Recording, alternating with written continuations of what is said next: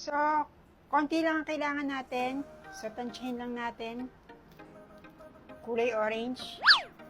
Pagkatapos itong 9% hydrogen peroxide. At imekos-mekos na natin.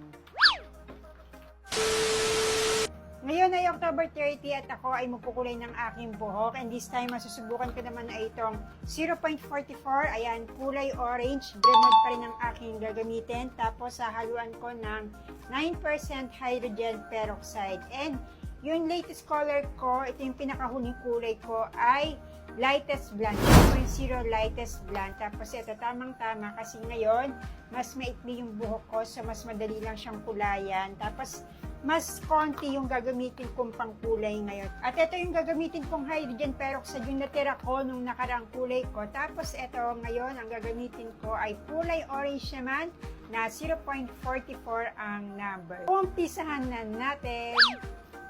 So, konti lang ang kailangan natin. So, tansyahin lang natin.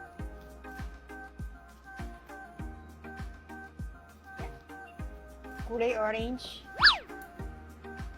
Pagkatapos itong 9% hydrogen peroxide.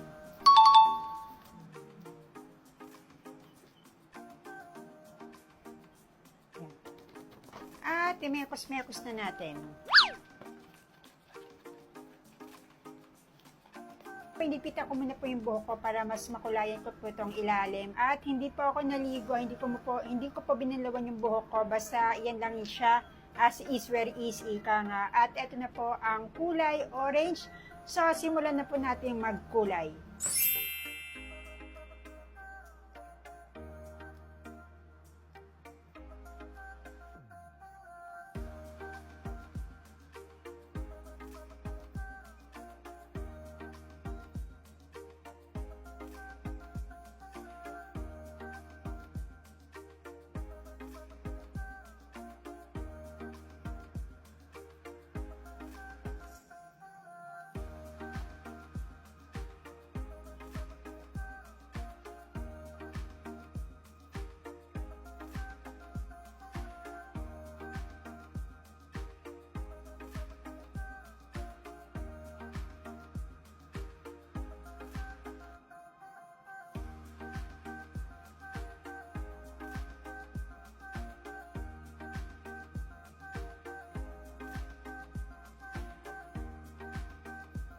A few moments later.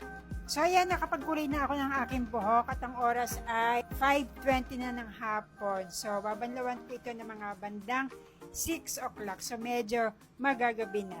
Hintay natin ang mga 30 minutes bago ko banlawan ng aking buhok. And then, babanlawan ko lang siya and then na-applyan ko lang ng conditioner and then that's it.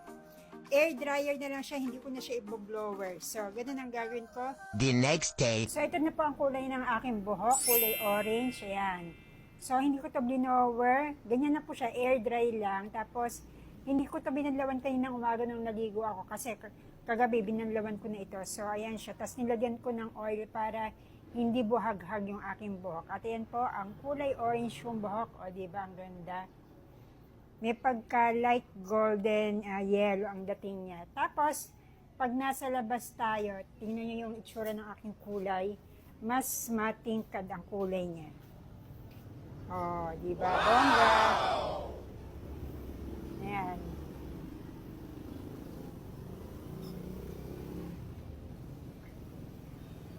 So, ayan po siya. Kaya po kung gusto niyo magkaroon ng kulay orange sa buhok katulad ko, ito po ang aking ginamit. 0.44 ng Bremod at hinaluan ko ng 9% na hydrogen peroxide.